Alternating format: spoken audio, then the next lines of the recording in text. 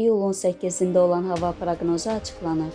Bakıda və Abşeron yarımadasında hava dəyişkən buludlu, əsasən yağmursuz keçəcək. Lakin gecə və səhər bəzi ərazilərdə qısa müddətli yağış gözlənilir. Ara bir güclənən şimal-qərb küləyi əsəcək.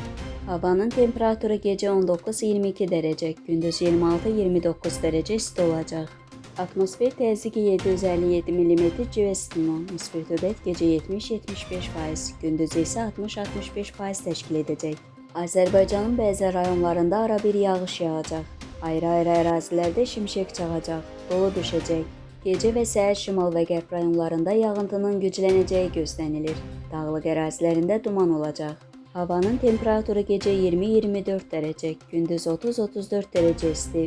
Dağlarda gecə 11-16 dərəcə, gündüz 18-23 dərəcə, bəzi yerlərdə 25-28 dərəcə isti olacaq.